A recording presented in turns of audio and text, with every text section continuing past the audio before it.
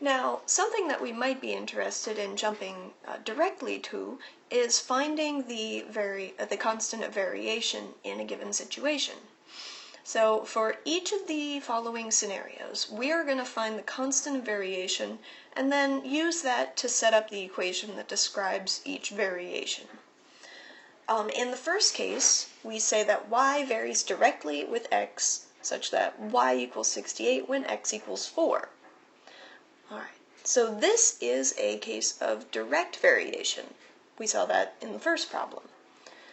And this is set up very much like the definition, so what we can infer from this is that y is equal to k times x. And then we can use the additional information that's provided. We're told that when y is 68, x is 4, and vice versa.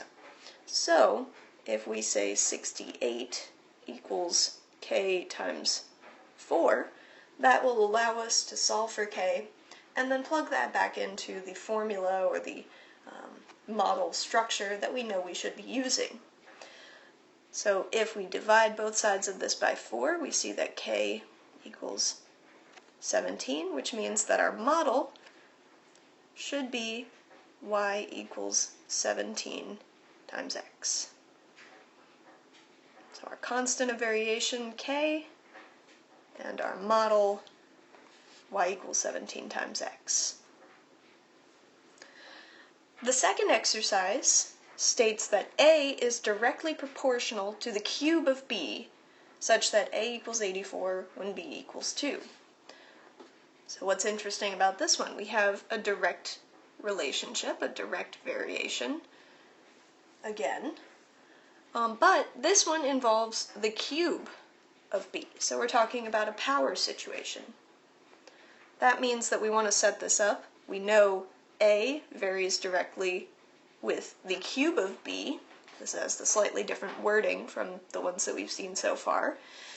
That means that a is equal to some constant, the constant of variation, times the cube of b.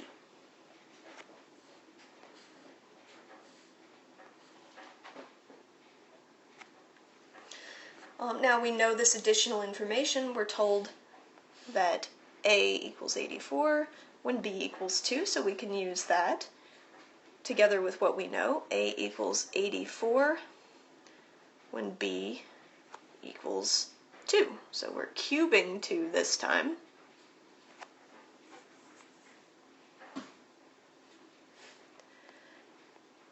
That will again allow us to figure out what that constant of variation is. Now 2 cubed is 8, so we have 84 equals 8k.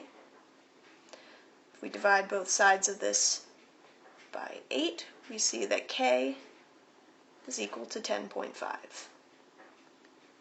So there's our constant of variation.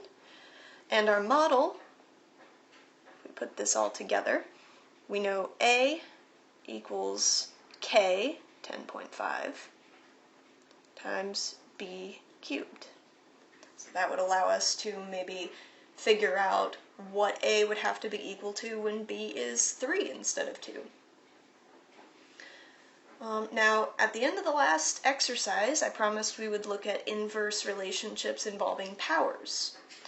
That is what's going on here in the third case. Here we are told that r varies inversely with the square of I. Now what that means, if you refer to that fourth definition in this section, that means that r is equal to, just like before, we'll have k over I, but now I would be squared. So that is how the power manifests when we talk about inverse relationships. Now in this exercise, or this part, we're told that for this particular variation, when r equals 0.3, I equals 2.2. Sorry, there's a decimal place missing right there. 2.2.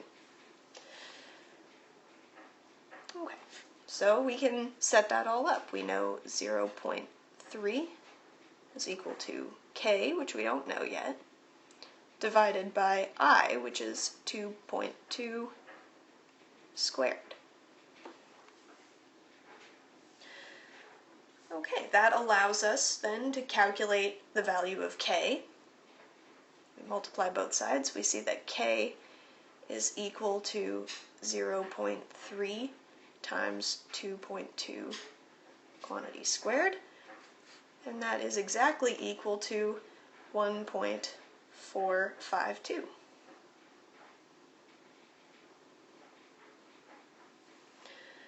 So our constant of variation is a little less pretty in this case, but we can use that together with what we know about the overall structure of our model, again, to set up the equation that relates r to I in this case. We have r equal to k, 1.452, divided by I squared. And that will always hold, so we could plug in different values for r or for I and see what other relationships arise from this variation.